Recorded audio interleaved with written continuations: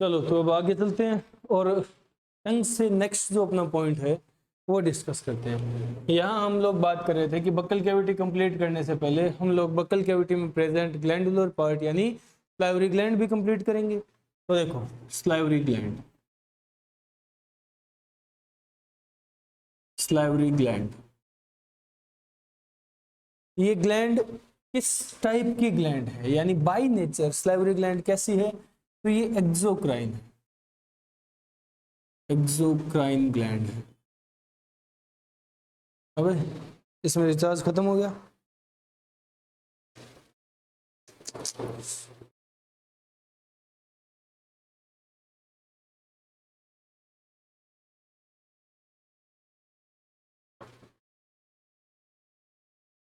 चलो तो ये बाय नेचर एक्सोक्राइन ग्लैंड है, क्लियर है, समझ रहे हो। नेक्स्ट कि ये ग्लैंड क्या सिक्रीट करती है, सिक्रीट करती है ये सलाइवा, सलाइवा सिक्रीट करती है, क्लियर है। नेक्स्ट कि कितने टाइप की है, तो 3 तरह की, 3 types of salivary glands are present, 3 types, 3 तरह की सलाइवरी ग्लैंड है। अब ये 3 तरह की सलाइवरी ग्लैंड कौन कौन सी है, तो देखो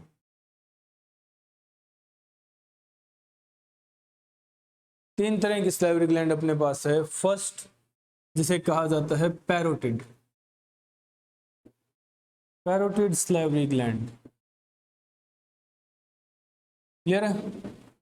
सेकंड सब मैक्सिलरी, या फिर इसे कहो सब मैंडिबुलर सलाइवरी ग्लैंड, क्लियर है। थर्ड और लास्ट सब लिंगुअल सलाइवरी ग्लैंड,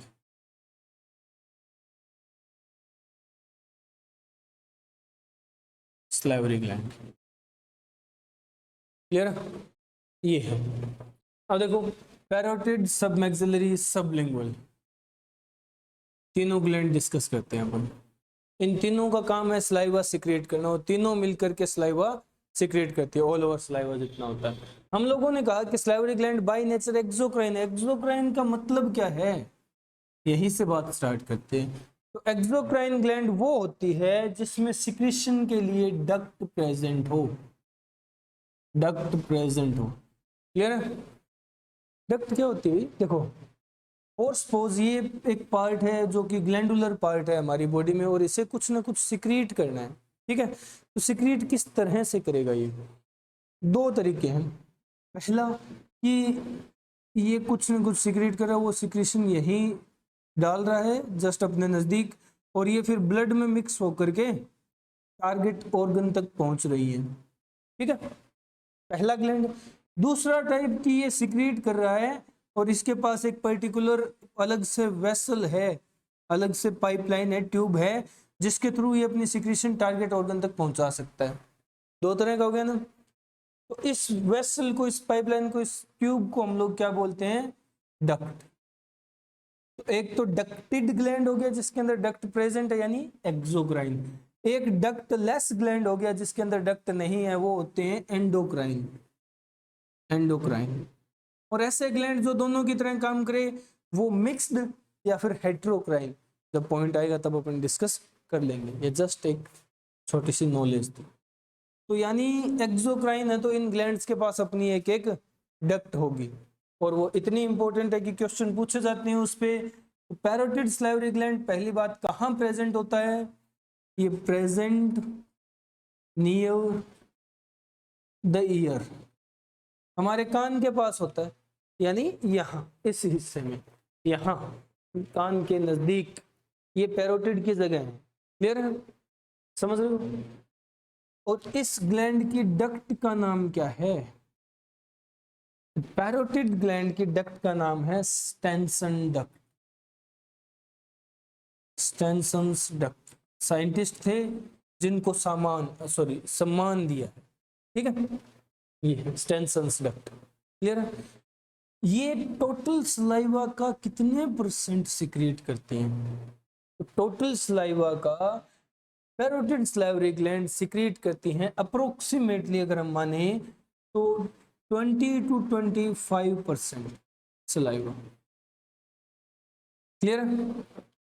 चलो अब सब मैक्सिलरी सब मैंडिबुलर, तो नाम से पता चल रहा है, नाम में आया है मैक्सिलरी यानी मैक्सिला, मैंडिबुलर यानी मैंडिबल।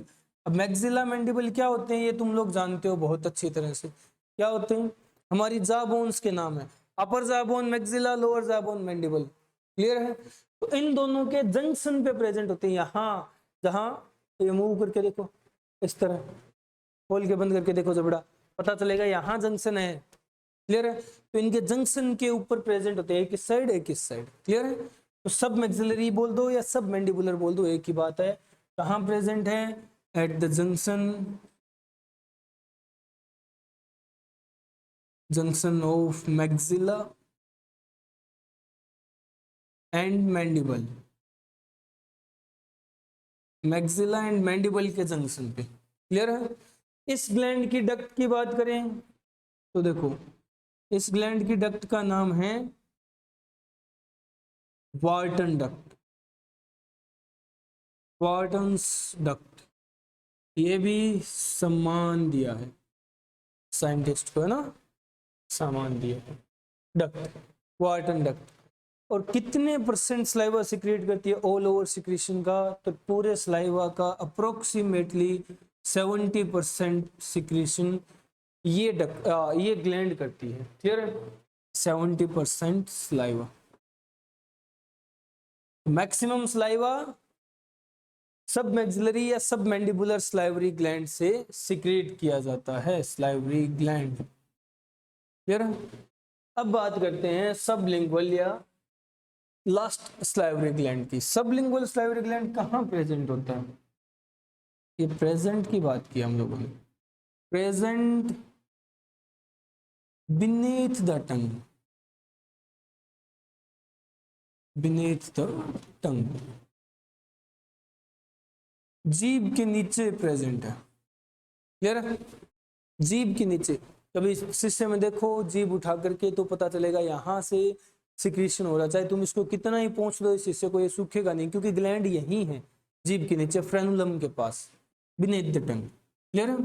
नेक्स्ट, इस ग्लैंड की डक्ट का नाम क्या है भाई? कौन सी डक्ट है इस ग्लैंड के पास? तो सबलिंगुअल स्लाइवरी ग्लैंड के पास डक्ट होती है, इसकी खुद की एक पाइप, एक खुद का एक फुटे जैसा स्ट्रक्चर है, और उस स्ट्रक्चर को कहा जाता है duct of Rivinus, duct of Rivinus. ये भी साइंटिस्ट थे जिनको सम्मान दिया है। ठीक है, चलो कितने परसेंट स्लाइवा सिक्रेट करता है टोटल सिक्रीशन का? ये अप्रोक्सीमेटली 5 से 10% सलाइवा सिक्रेट करता है। क्लियर है? समझ रहे हो? तो तीनों ग्लैंड अलग अलग हैं और तीनों मिलकर के टोटल सलाइवा सिक्रेट करती हैं। समझ रहे हो? Parotid, submaxillary, sublingual. क्लियर है? Tension, Wharton, Rivinus, 25, 75। समझ गए? ये है सिक्रीशन स्लाइवरी ग्लैंड की। क्लियर हुआ? अब हम आगे चलते हैं इस स्लाइवरी ग्लैंड में। अब बात करते हैं नेक्स्ट पॉइंट,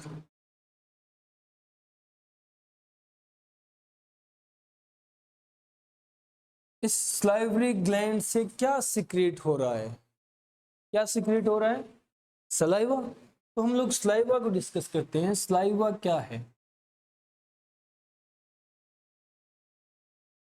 सलाइवा क्या है? क्लियर है? तो सलाइवा अगर हम बात करें तो स्लाइटली यानी थोड़ा सा एसिडिक, स्लाइटली एसिडिक लिक्विड है। क्लियर है? स्लाइटली एसिडिक, थोड़े से एसिडिक होने से क्या मतलब है भाई? एसिडिटी का कैसे पता चलेगा?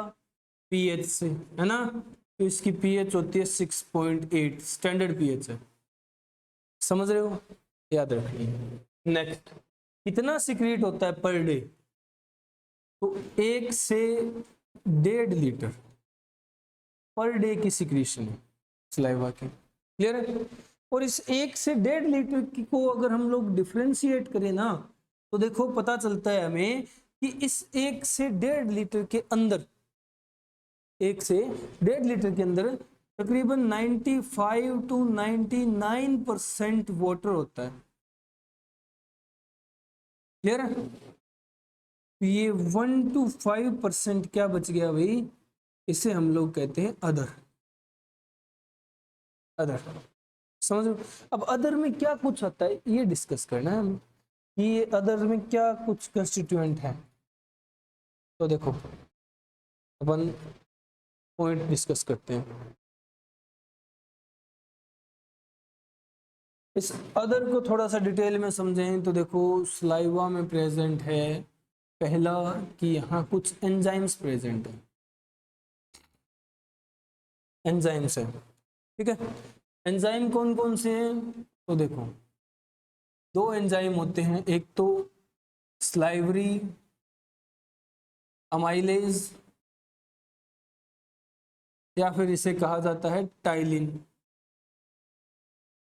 क्लियर है? और दूसरा है लाइसोजाइम। लाइसोजाइम। अब स्लाइवरी अमाइलेज या टाइलिन का काम क्या है और लाइसोजाइम का काम क्या है। स्लाइवरी अमाइलेज या टाइलिन जो है ये बाहर चला गया है ना, स्लाइवरी अमाइलेज या फिर इसे हम लोग कहते हैं टाइलिन, पी साइलेंट है टाइलिन। तो देखो अब हम बात करते हैं इनके फंक्शन की। टाइलिन जो है, टाइलिन का फंक्शन है कि टाइलिन एक तरह का अमाइलेज हम लोग नाम दे रहे हैं। अमाइलेज का मतलब कार्बोहाइड्रेज एंजाइम है, कार्बोहाइड्रेट को डाइजेस्ट करने वाला एंजाइम है। क्लियर है? तो ये क्या डाइजेस्ट करता है, डाइजेस्ट कार्बोहाइड्रेट। कार्बोहाइड्रेट जो कि एक फॉर्म है, क्लियर है, अवेलेबल फूड की, अवेलेबल फूड न्यूट्रिएंट की, कार्बोहाइड्रेट। कार्बोहाइड्रेट में भी मोस्ट कॉमन हम लोग स्टार्च को मान करके चल रहे हैं, स्टार्च डाइजेस्ट करता है ना, सबसे कॉमन कार्बोहाइड्रेट है।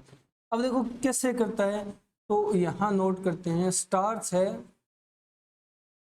टोटल हम लोगों ने खाया, पहली बात तो ये बॉइल्ड होना चाहिए, उबला हुआ होना चाहिए, कच्चा स्टार्च नहीं होना चाहिए, ठीक है। बॉइल्ड स्टार्च है, इसको हम लोगों ने खाया, इस पे काम करेगा टाइलिन और इसे तोड़ देगा किसमें, माल्टोज और डेक्सट्रोज में। क्लियर? माल्टोज और डेक्सट्रोज में तोड़ देगा। कितना, मान लो हम लोग 1 किलो स्टार्च खा रहे हैं, कितना स्टार्च तोड़ेगा ये, तो ये टोटल स्टार्च का 30% है, सिर्फ 30%। 1 किलो स्टार्च खाया तो 300 ग्राम स्टार्च को टाइलिन ने माल्टोज और डेक्सट्रोज में कन्वर्ट कर दिया, 700 ग्राम स्टार्च आगे जाएगा। समझ रहे हो? तो टोटल स्टार्च का 30% डाइजेस्ट करता है टाइलिन। लाइसोजाइम का क्या काम है भाई, लाइसोजाइम एंटीबैक्टीरियल होता है, एंटीबैक्टीरियल, यानी इस बक्कल कैविटी में, इस माउथ में जहां सलाइवा सिक्रीट किया जा रहा है, यहां बैक्टीरिया की ग्रोथ नहीं होने देगा। समझ रहे हो? तो एंटीबैक्टीरियल लाइसोजाइम।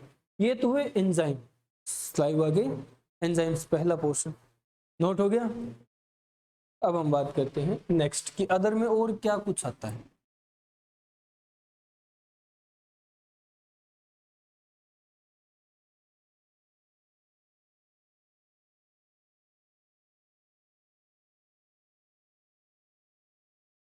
एंजाइम्स के साथ साथ और क्या कुछ है अदर में। क्लियर? तो देखो पहला तो हम लोगों ने बात की कि इसमें एंजाइम है, डिस्कस कर लिए, 2 एंजाइम है।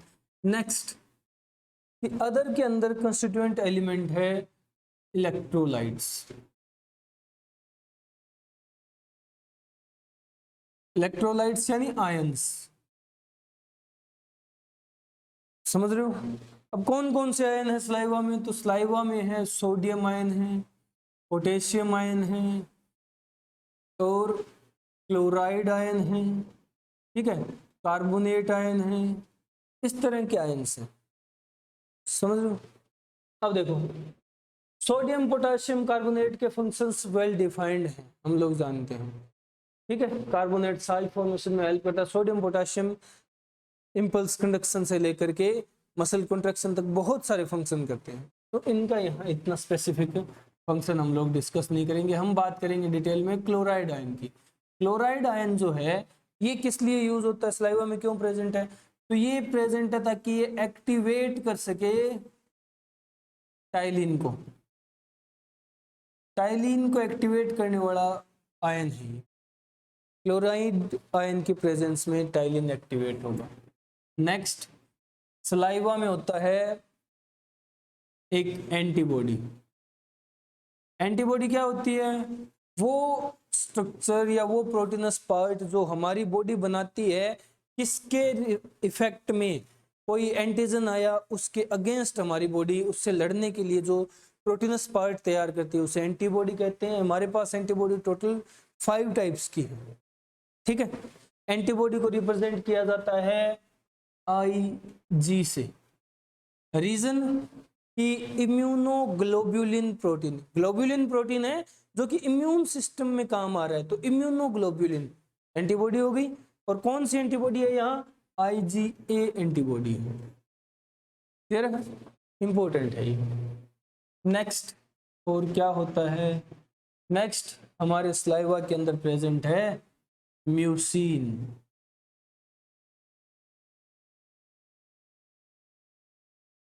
म्यूसिन, म्यूसिन क्या है, म्यूसिन क्या है, तो ये एक ग्लाइकोलिपिड है, क्लियर। और किस लिए काम आता है, तो ये हेल्प करता है, helps in bolus formation, bolus formation, bolus बनाने में हेल्प करता है। बोलस क्या होता है भाई, अब फूड है, दांतों ने उसकी मैकेनिकल डाइजेशन कर दी, बहुत छोटे छोटे टुकड़ों में तोड़ दिया, आगे ये छोटे छोटे टुकड़े नहीं जा सकते, क्यों नहीं जा सकते, ये पॉइंट आएगा तब बात कर लेंगे, बट नहीं जा सकते इतना समझ लो। तो इसको एक बोलस, एक गोला, एक निवाले जैसी स्ट्रक्चर देनी पड़ेगी तभी आगे जाएगा। फील करते हो ना, ऐसे होता है, वो गोला सा यहाँ से आगे जाता है, तो ये बोलस, उसको बोलस। अब बोलस कैसे बनेगा, इन सारे छोटे छोटे फूड पार्टिकल्स को आपस में जोड़ना पड़ेगा। जोड़ेगा किसकी हेल्प से, ये ग्लू का काम करता है म्यूसिन, इसकी हेल्प से जुड़ते हो, समझ रहे हो।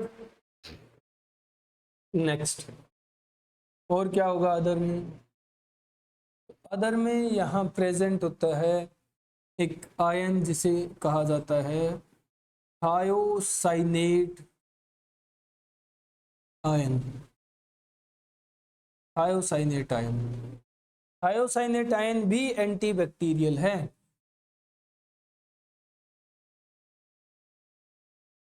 थायोसाइनेट आयन भी एंटीबैक्टीरियल होता है, बैक्टीरिया को नहीं पनपने देता, इसलिए हम लोग इसे माउथ फ्रेशनर बोलते हैं, माउथ फ्रेशनर।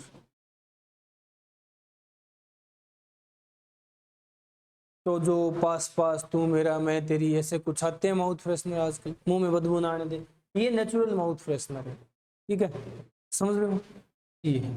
और क्या होता है भाई अदर में, ये तो बहुत कुछ हो गया है ना, और क्या हो सकता है, तो और अदर में आता है कि यूरिया प्रेजेंट होती है सलाइवा में, ये इंपॉर्टेंट है भाई, वैसे तो इंपॉर्टेंट सारी ही है। यूरिया प्रेजेंट होती है but in very small amount, but in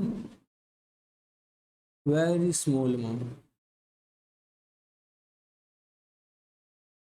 बहुत कम अमाउंट में, बहुत ही कम अमाउंट में यूरिया प्रेजेंट होती है, हम लोग नेग्लेक्ट नहीं कर सकते, समझ रहे हो। अब क्यों प्रेजेंट होती है, ताकि वाटर साल्ट बैलेंस बना रहे, ठीक है, ऑस्मोलैरिटी मेंटेन रखने के लिए। ये कंप्लीट हुआ, नोट करो, ये है सलाइवा के अदर में कंस्टिट्यूएंट एलिमेंट्स, ये है सलाइवा, ये अपना सलाइवा है। तो यहाँ सलाइवा भी कंप्लीट होता है, और अब हम बक्कल कैविटी से आगे चल सकते हैं, क्योंकि बक्कल कैविटी का हर पार्ट, हर पोज और प्रॉन्स हम लोग डिस्कस कर चुके हैं। अब आगे चलते हैं, और आगे जो पार्ट है बक्कल कैविटी से नेक्स्ट पोर्शन जहां फूड पहुंचता है वो है ये वाला रीजन, ये वाला, ये इसे बोलते हैं फेरिंक्स। तो हमें डिस्कस करना है फेरिंक्स। चलो, फेरिंक्स जो पोर्शन है ना, ये कॉमन चेंबर है, कॉमन पाथ बोल सकते हो तुम लोग। किसके लिए कॉमन पाथ है भाई? Common path for food and air. Food और एयर दोनों के लिए कॉमन पाथ है, कॉमन चेंबर है। फूड भी यहां से पास होता है, एयर भी यहां से पास होती है। क्लियर है? अब फेरिंक्स को हम लोग 3 पार्ट्स में डिवाइडेड करते हैं, 3 पार्ट्स। फेरिंक्स के 3 पार्ट्स हैं। कौन कौन से? तो देखो,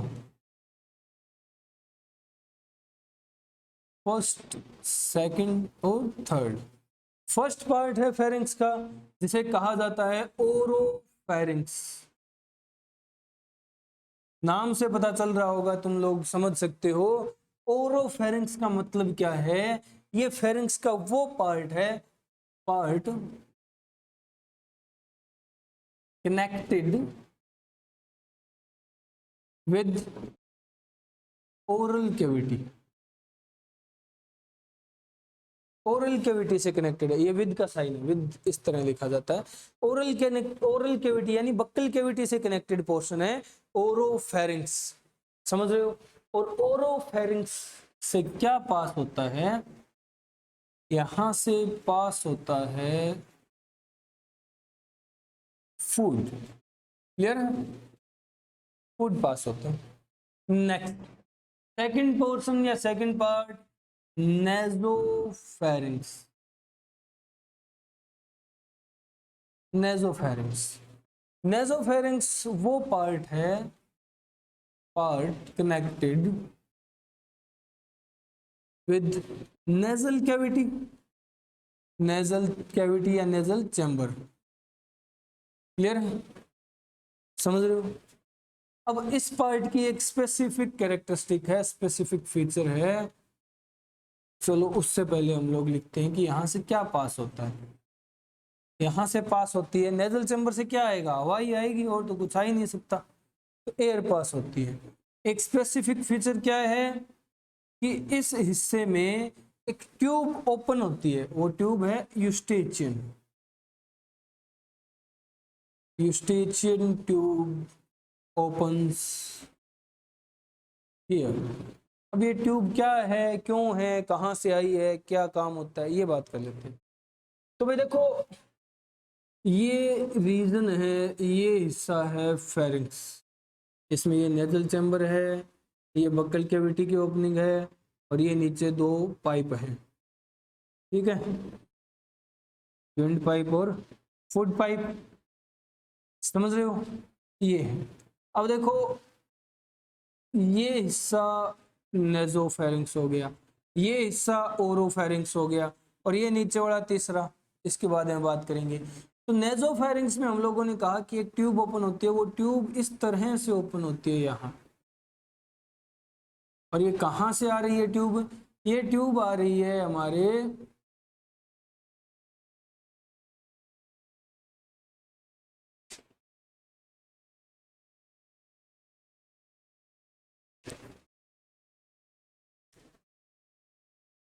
मिडल ईयर से। अबे बनाना मत, समझा रहा हूँ जस्ट। ये ट्यूब मिडल ईयर से आ रही है। क्या होता है, अब तुम लोग सोचो, छोड़ो ये चीज, छोड़ो चीज, बताओ मुझे, कभी फील हुआ है कि कान में दवाई डाली, ठीक है, और उसकी खराश गले में महसूस हो रही हो? फील हुआ है कभी?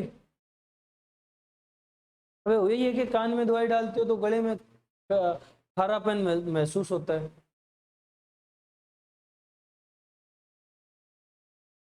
तो एक्सेप्शन है ना, होता है। ठीक है, कान में डलवा के देखना दवाई, समझ रहे? तो कान में दवाई डालोगे तो उसका खरापन यहाँ महसूस होगा। क्यों भाई, क्यों होता है ऐसा? ऐसा इसलिए होता है क्योंकि ये जो हमारा, हम लोग इस तरह से समझो, ये जो एक्सटर्नल ईयर है, ये इस मीटस ईयर कैनाल के थ्रू, जिसमें ईयर ड्रम लगा हुआ है, कनेक्टेड होता है मिडल ईयर से। ये मिडल ईयर है, क्लियर है।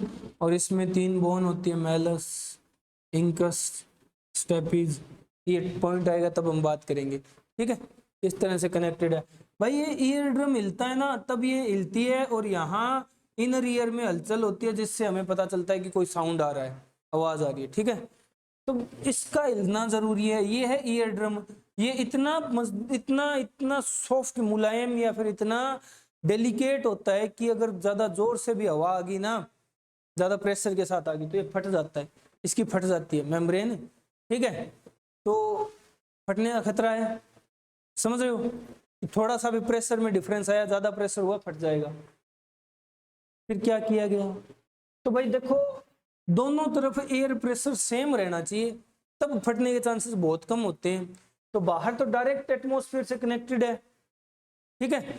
अंदर एयर प्रेशर कैसे सेम रखा जाए, तो यहां से एक पाइप निकाली और वो नेजोफेरेंक्स में खोल दी। अब यहां से तो एयर पास होती है, तो जो यहाँ प्रेशर है वही यहाँ अंदर होगा फेरेंक्स में, इस हिस्से में। अब यहाँ वो फेरेंक्स में हवा पहुंची, वही सेम एयर प्रेशर, और वो इस ट्यूब की हेल्प से यहाँ मिडिल ईयर में पहुंच गई, तो सेम एयर प्रेशर रहा इसके दोनों तरफ, और ये फटा नहीं, और हम आराम से काम करता रहा और हमें अच्छी तरह सुनाई देता रहा। तो हम लोग यहाँ दवाई डालते हैं, वो दवाई यहाँ पहुंचती है, इसको पार करती है, ऐसे बहती हुई यहाँ आ जाती है, इसलिए खराश महसूस होती है, समझ रहे हो। इस ट्यूब का नाम है यूस्टेचियन ट्यूब। यूस्टेचियन साइंटिस्ट था, उसको सामान दिया है और नाम उसी के नाम पे दे दिया, यूस्टेचियन ट्यूब, जो कि यहाँ ओपन होती है। क्लियर है, समझ रहे हो। ये अब थर्ड पार्ट फेरेंक्स का, इसे कहा जाता है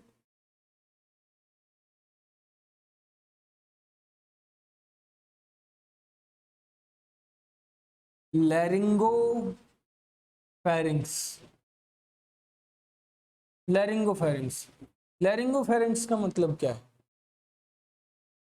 अबे ऐसा तो कोई सामान ही नहीं, ऐसा तो कोई ऑब्जेक्ट ही नहीं जिसका हम लोगों ने नाम दिया फेरेंक्स में, तो है ना। फेरेंक्स क्या है, तो बना लेना छोटा सा डायग्राम, कोई दिक्कत वाली बात नहीं है।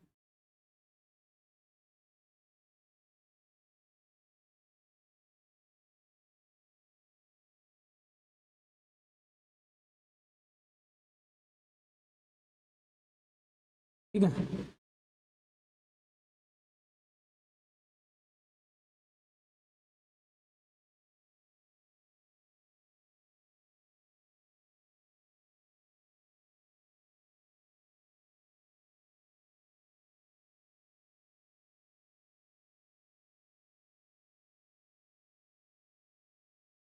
ये नेजोफेरिंक्स है ना, नेजोफेरिंक्स, ये ओरोफेरिंक्स, और ये है नीचे वाला लैरिंगोफेरिंक्स। लैरिंगोफेरिंक्स, अब देखो क्या होता है स्ट्रक्चर। ये बक्कल कैविटी है, ये माउथ है, ये नेजल कैविटी है, ये नोस्ट्रिल है, ये यूस्टेचियन ट्यूब है, ये यूस्टेचियन ट्यूब है। क्लियर। अब देखो क्या होता है, ये यूला है और ये दो पाइप है। पाइप, ये आगे वाली जो पाइप है यानी सामने की तरफ, ये टेंट हुआ दबाते हो तुम लोग, ये क्या है, ये है ट्रैकिया, और पीछे वाली पाइप का नाम है इसोफेगस। क्लियर है। ट्रैकिया बोला जाता है विंड पाइप को, और इसोफेगस बोला जाता है फूड पाइप को। क्लियर है, समझ रहे हो। तो ये दोनों पाइप कहाँ खुल रही है, इस लैरिंगोफेरिंक्स में खुल रही है। तो लैरिंगोफेरिंक्स में दो ओपनिंग होती है, कौन कौन सी। एक ओपनिंग का नाम है गल्लेट, और एक ओपनिंग का नाम है ग्लोटिस। क्लियर है। अब गल्लेट किसकी ओपनिंग है और ग्लोटिस किसकी ओपनिंग है, तो देखो गल्लेट जो है ये है ओपनिंग ऑफ इसोफेगस। क्लियर है। और ग्लोटिस जो है वो है ओपनिंग ऑफ ट्रैकिया। क्लियर है, ट्रैकिया की ओपनिंग है। और ग्लोटिस ही वो ओपनिंग है जो कि गार्डेड रहती है, गार्डेड बाय, इसका ढक्कन है एपिग्लोटिस। तो ये स्ट्रक्चर क्या हुआ, ये स्ट्रक्चर क्या है, एपिग्लोटिस। तो ग्लोटिस क्या हुआ, ये जो ओपनिंग है ना, ये है ग्लोटिस और ये है गलेट। समझ रहे हो, ये ढक्कन इसके ऊपर बंद होता खुलता है ऐसे। क्लियर है, ये है गलेट और ग्लोटिस, ये दो ओपनिंग है। अब भाई लेरिंगो वर्ड कहां से आया, अब तक नहीं समझ आ रहा। तो जो ट्रैकिया है ना, विंड पाइप, इस विंड पाइप के स्टार्टिंग पोर्शन पे यहां प्रेजेंट होता है हमारा वॉइस या साउंड बॉक्स, जिसका नाम है लैरिंक्स। और इसी वजह से इस पार्ट को नाम दिया है लैरिंगोफेरिंक्स। ये क्या है, लैरिंक्स, ये लैरिंक्स है। क्लियर है, समझ गए। हाँ ये बनाना है ताकि याद रहे।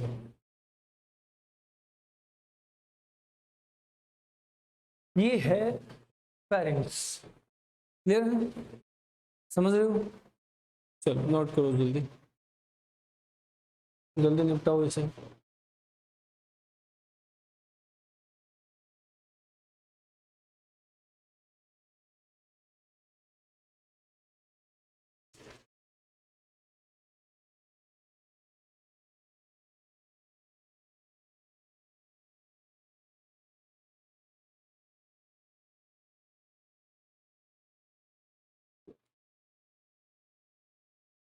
हो गया, जल्दी करो जल्दी।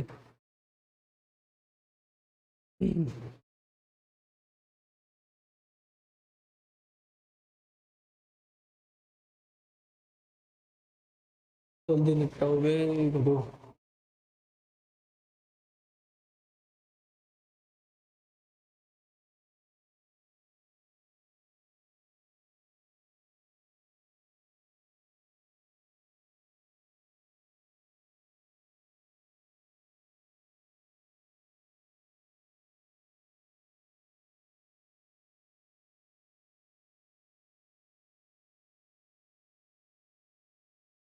जल्दी हो गया। चलो अब आगे चलते हैं, ये फेरेंक्स वाला पोर्शन भी कंप्लीट हुआ। फेरेंक्स से जुड़ा हुआ एक पॉइंट और लिख लेते हैं हम लोग, वो क्या है। तो देखो, हम लोगों ने कहा कॉमन पैसेज है फूड और एयर के लिए, तो यहाँ इस हिस्से में डाइजेशन नहीं होती, डाइजेशन एब्सेंट है। क्लियर है, क्योंकि यहाँ एंजाइम्स एब्सेंट है, कोई एंजाइम नहीं होता। क्लियर है, फेरेंक्स तो जस्ट एक कॉमन पैसेज है, कॉमन पाथ है। समझ आया, चलो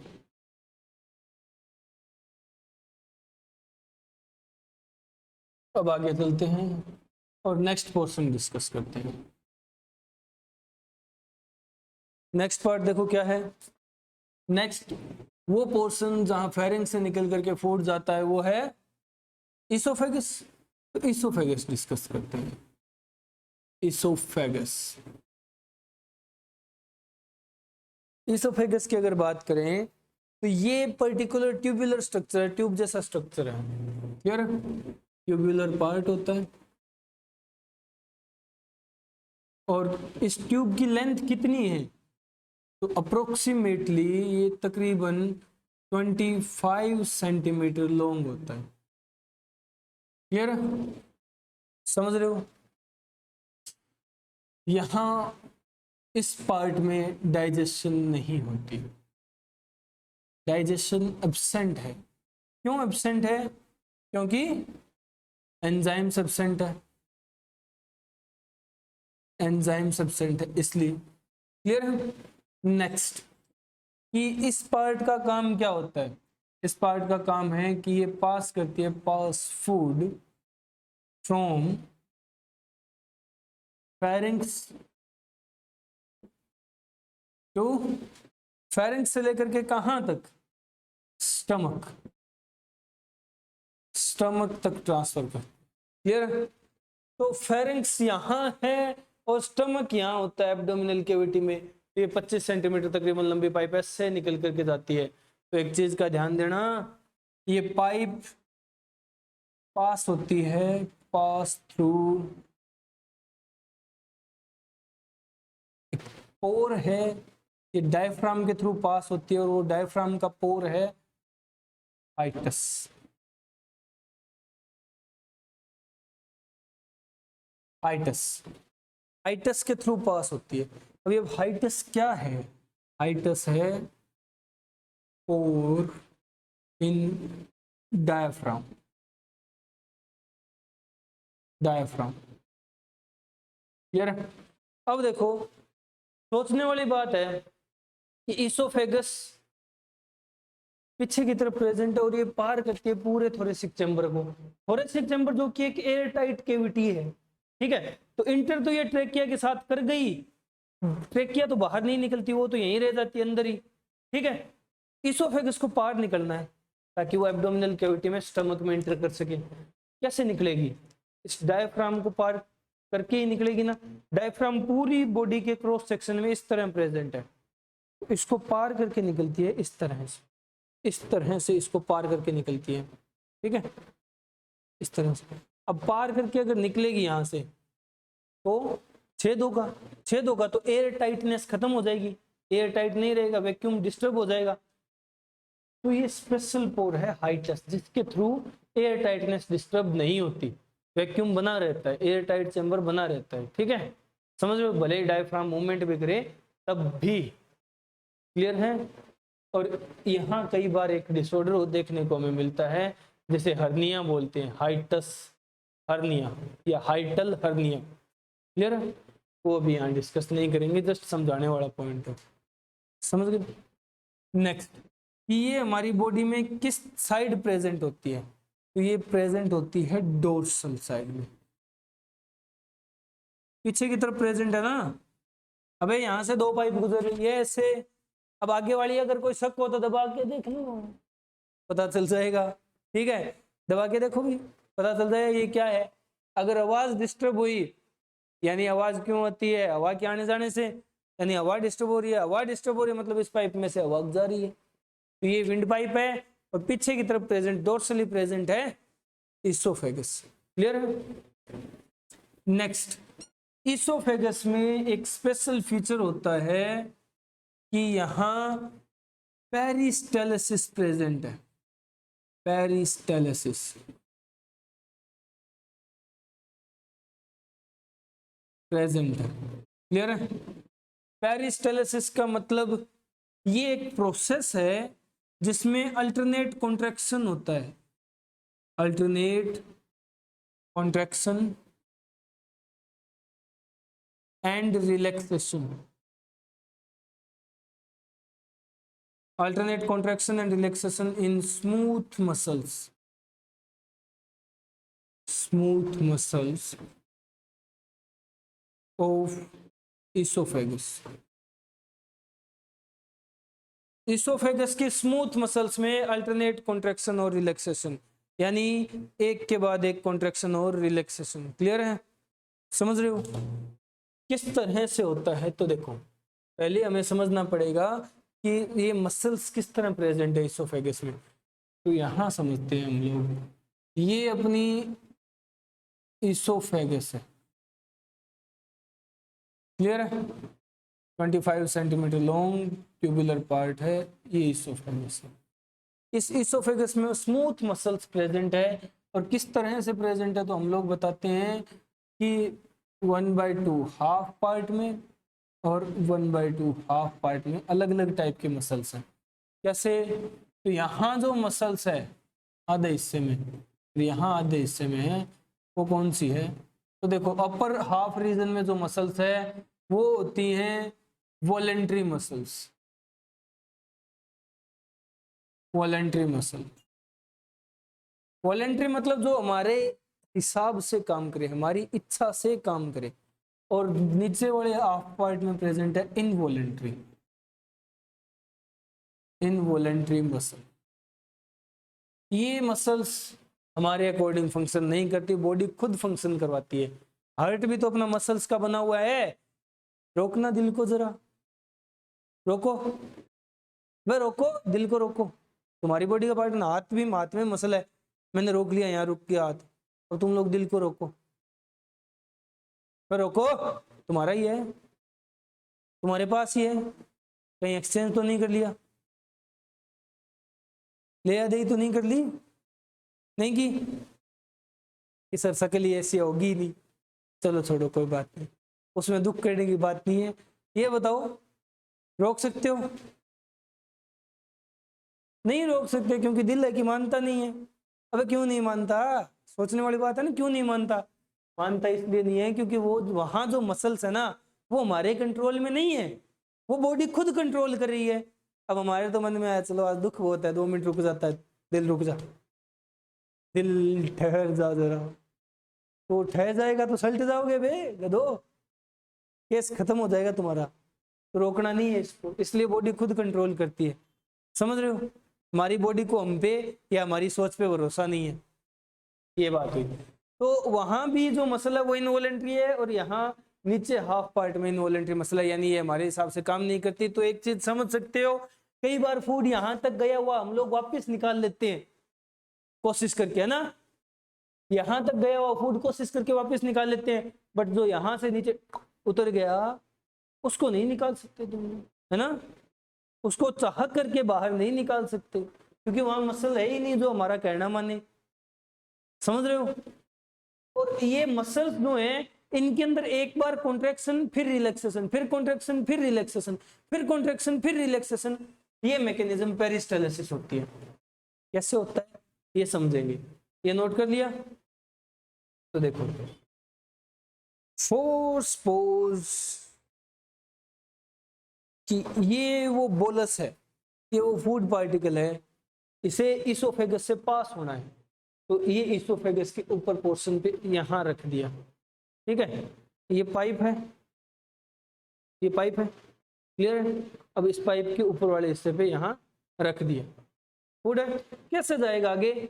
जब इस ऊपर वाले हिस्से की मसल रिलैक्स होंगी, चला गया, ये रिलैक्स होगी, फिर आगे वाली रिलैक्स होगी तो आगे चला गया, फिर इससे कॉन्ट्रैक्ट होकर के धक्का देना पड़ेगा, फिर ये रिलैक्स होगी तो और आगे चला गया। ठीक है, फिर ये ऊपर वाली कॉन्ट्रैक्ट होगी, धक्का देगी, फिर ये नीचे वाली रिलैक्स हुई तो फूड आगे पहुंच गया और इसने धक्का दे दिया, फिर ये कॉन्ट्रैक्ट हो जाएगी।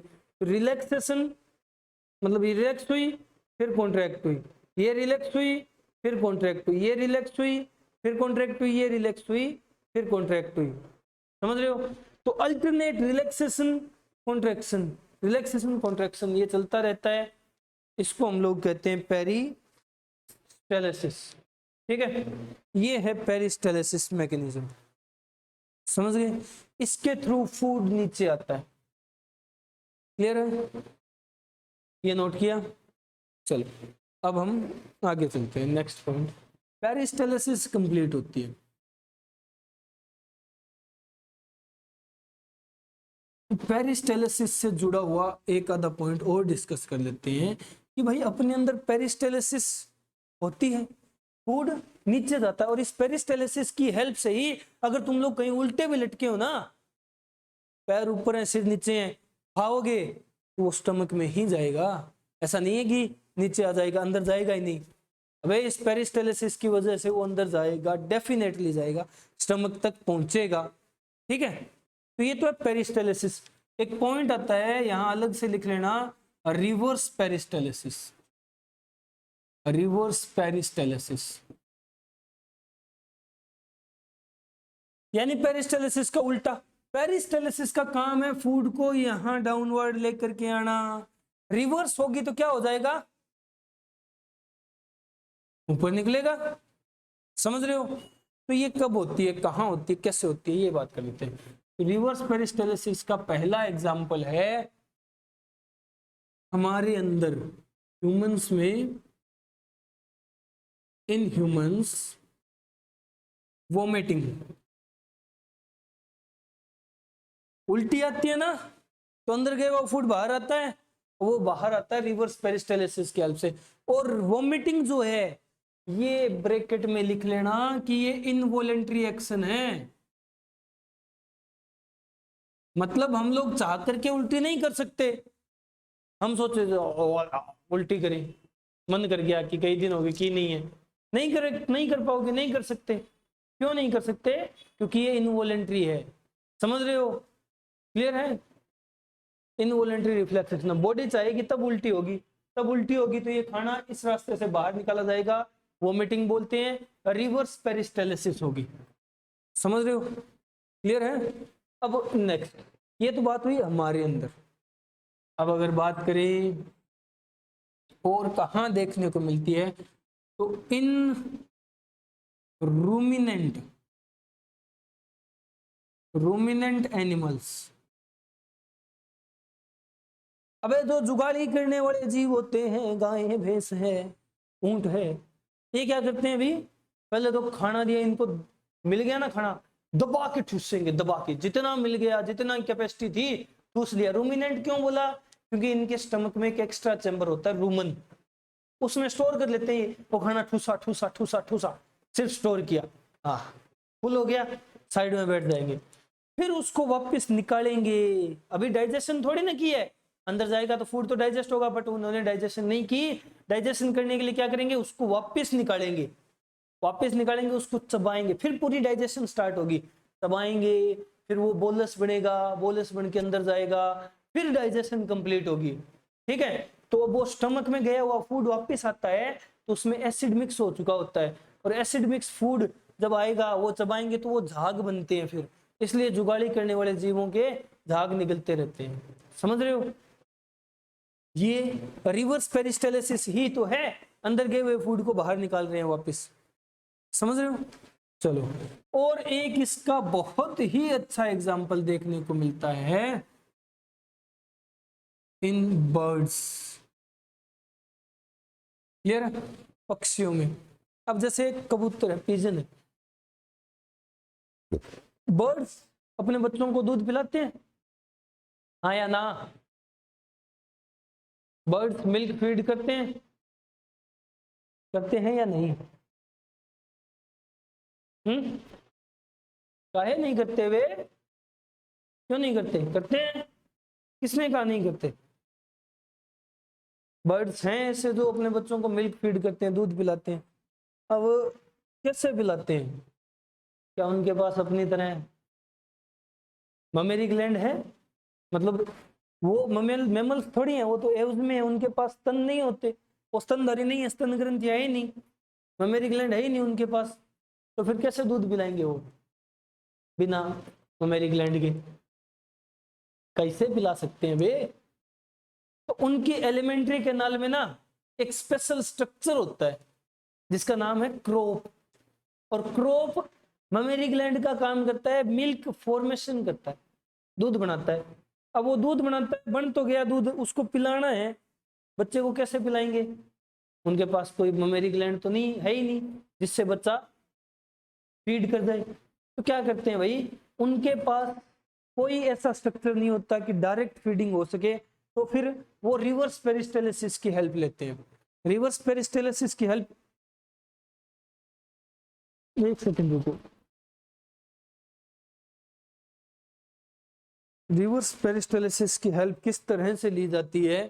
तो भाई यहाँ कहीं वो उनके पास क्रोप होता है, अब वो यहाँ मिल्क फॉर्मेशन कर रहा है, वो मिल्क बाहर निकालना है, सिंपल सा मैकेनिज्म है, रिवर्स पेरिस्टाल्सिस से ही निकल सकता है, उल्टी की तरह ही निकलेगा, और फिर वो बीक के थ्रू अपने बच्चों को फीड करते हैं। ठीक है? समझ रहे हो? तो बर्ड्स में होता है ड्यूरिंग मिल्क फीडिंग। ये बहुत ही अच्छे एग्जाम्पल है रिवर्स पेरिस्टाल्सिस के। क्लियर? ये कंप्लीट करो। जल्दी हो गया। चलो अब अपन बात करते हैं नेक्स्ट।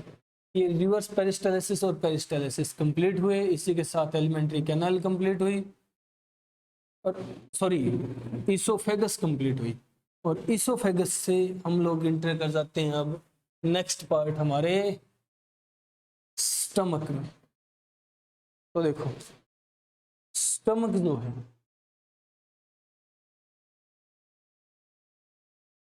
वो कैसा पार्ट है? पहली बात, ये पूरी एलिमेंट्री कैनाल का वाइडेस्ट पार्ट है, widest part of alimentary canal, पूरे डाइजेस्टिव सिस्टम का सबसे चौड़ा हिस्सा है, ठीक है, वाइडेस्ट पार्ट है। नेक्स्ट जे शेप्ड होता है, इंग्लिश का जे है ना, उस जैसी शेप होती है इसकी, जे शेप्ड, क्लियर है? और कैसा है? बैग जैसा स्ट्रक्चर है, बैग, फैला नहीं होता, बैग लाइक स्ट्रक्चर। बैग क्यों बोला इसे? बैग में हम कुछ लोग कुछ चीजें डाल के रखते हैं, है ना, तो बैग है इसलिए बोला क्योंकि ये भी फूड स्टोर करके रख सकता है, ठीक है। तो फूड यहाँ मैक्सिमम टाइम निकालता है, मैक्सिमम टाइम, क्लियर है? सबसे ज्यादा टाइम तक फूड यहीं रहता है।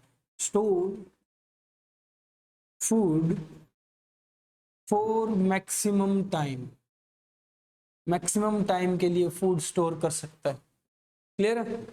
और कितना होता है ये टाइम? तकरीबन 3 से 4 घंटे, आवर्स, समझ रहे हो? और कितना फूड स्टोर कर सकता है? स्टोर 2 to 3 लीटर फूड, 2 से 3 लीटर फूड स्टोर कर सकता है, समझ रहे हो? क्लियर है? अब इसके पार्ट्स की बात करते हैं। तो पार्ट्स हमारे स्टमक के कितने होते हैं? हमारा स्टमक ऑल ओवर 4 पार्ट्स में डिवाइडेड है। फर्स्ट, पहले पोर्शन से जिसे बोला जाता है फंडस, फंडस। सेकंड है कार्डिया, थर्ड बॉडी, और फोर्थ पाइलोरस। 4 पार्ट्स में डिवाइडेड है हमारा स्टमक। अब इसकी डायग्रामेटिक रिप्रेजेंटेशन कैसी होती है, दिखता कैसा है, फंक्शन कैसे करता है, और क्या क्या स्पेसिफिकेशंस है, ये हम लोग नेक्स्ट लेक्चर में डिस्कस करेंगे। ओके, गुड बाय, मिलते हैं कल।